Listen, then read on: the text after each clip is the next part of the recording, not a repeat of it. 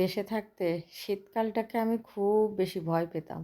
আর ইতালিতে এসে সেই শীতের কবলেই আমি সকালে মেয়েকে স্কুলে দিয়ে বাসায় যাওয়ার পথে এই গাছটা হঠাৎ করে আমার চোখে পড়লো। এটা হচ্ছে মিনি আপেল গাছ। আমি তো এটাকে মিনি আপেলই বলি। খেতেও এরকম আপেলেরই স্বাদ, তবে আমার কাছে অনেকটা টক কুল যেগুলো দেশে পাওয়া যায় অনেকটা ওরকমও লাগে, একটু টক টক আছে। তো এগুলো তো মূলত আসলে এখানে কেউ খায় না, তো আমি কয়েকটা ছিঁড়ে নিয়েছি। তো ছিঁড়ে নিয়ে খেতে খেতে বাসায় চলে আসলাম। বাসায় এসে এখন তো দুপুরবেলায় রান্না বাড়া আছে, বাচ্চারা সব এখন স্কুলে, বাসায় কেউই নেই। আর যেহেতু আমার বাসা পাল্টানোর একটা ঝামেলা বাসায় চলছে, কারণ বাসা পাল্টানো যে কেমন ঝামেলা সেটা যারা আসলে বাসা পাল্টায় তারা তো ভালো করেই জানেন। আর এখন অনেক কাজ, অনেক ব্যস্ততা, ঝামেলা, তার ভিতরে বেলাটাও এত বেশি ছোট। ইটালিতে কিন্তু এই যে এই টাইমটায়, এই ডিসেম্বর জানুয়ারি এই সময়টায় বেলা একদমই ছোট থাকে। মনে হয় সকাল হতে হতে আবার সন্ধ্যা হয়ে যায়, 5টা বাজতে পারে না সন্ধ্যা, আবার সকাল 8টা 8:30 বাজলে তারপরেই মনে হয় সকাল হলো।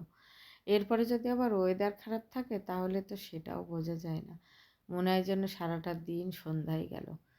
তারপরেও তো এবছর আমাদের এখানে এখনও সেইভাবে তুষারপাত হয়নি। একদিন একটু তুষারপাত হয়েছে, সেটা কিন্তু খুবই কম, রাস্তায় জমেনি। তবে আমাদের আশেপাশের শহরগুলো বা একটু পাহাড়ের দিকে বেশ ভালোই মোটামুটি তুষার হয়েছিল। তো অনেক দিন হয় আমরা ওইভাবে অনেক বেশি তুষারপাত আমাদের এই শহরটাতে আজ 2-3 বছর ধরে হচ্ছে না। আসলে বিশ্বের সব কিছুই জলবায়ু পরিবর্তনের কারণেই সব পরিবর্তন হয়ে যায়। যা হোক, দুপুরবেলায় কথা বলতে বলতে এই যে রান্নাটাও বসিয়ে দিয়েছি। এখন রান্না করব মুরগির গিলে, আর মুরগির মাংসও একটু আছে সাথে। তো সাথে মাংস দিয়ে আর গিলে দিয়ে ঝাল ঝাল করে একটু ভুনা ভুনা করব। আমার কাছে গিলেটা ভীষণ ভালো লাগে, তবে আমার মনে হচ্ছে আজকে একটু গিলেটা বেশি হয়ে গিয়েছে, আর একটু কম হলে ভালো হতো। গতদিন নিয়ে আসার পরে একটু কম কম হয়ে গিয়েছিল, খেয়ে হয়নি। তো আজকে আবার একটু বেশিই হয়ে গেল। তো এই তো আমার রান্না দুপুরে শেষ হয়ে গেছে।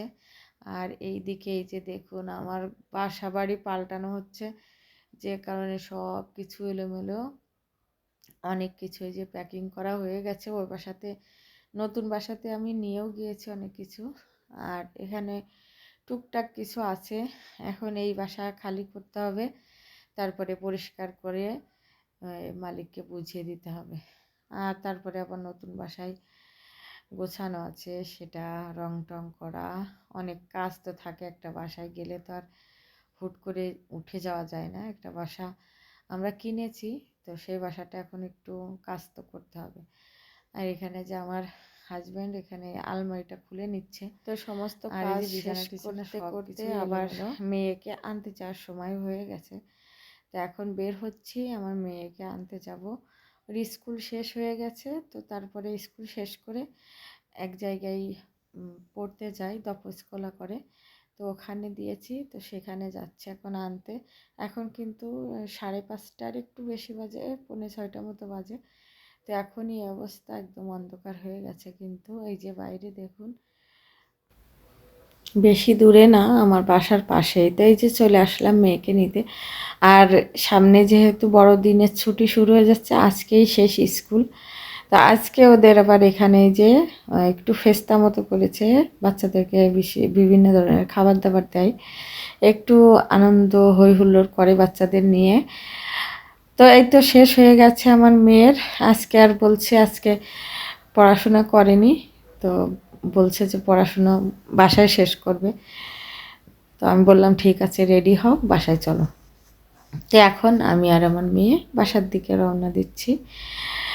এই যে বের হয়ে গেলাম, আর এখান থেকে ওই সামনে দেখা যাচ্ছে যে মার্কেট, এই মার্কেটটা হচ্ছে আমাদের বাড়ির সবচেয়ে নিকটে। আর একটা জিনিস কি, এখানে এই যে নাতাল বা ক্রিসমাস, এই অনুষ্ঠানের আগে পুরো শহরটা এরা লাইট দিয়ে সাজিয়ে রাখে, প্রতিটা দেয়ালে দেয়ালে বা প্রতিটা বাড়ির বেলকনিতে, মার্কেটে এরকম আলোকসজ্জা করে রাখে, দেখতে বেশ ভালো লাগে। তো এবার আমরা এই যে বাসার দিকে একদম কাছাকাছি চলে আসছি। আর এখন রাস্তায় তো একদম পাতাগুলো পড়ে রাস্তার যে অবস্থা, এই রাস্তায় কিন্তু হাঁটাচলা করতে খুবই ভয় লাগে, কারণ পা স্লিপ করে। যা হোক, আমরা কথা বলতে বলতে বাসার কাছে চলে আসলাম। আপনারা সবাই ভালো থাকেন। ভিডিওটা ভালো লাগলে ফলো দিয়ে পাশে থাকবেন, অবশ্যই লাইক করে কমেন্ট করে জানাবেন।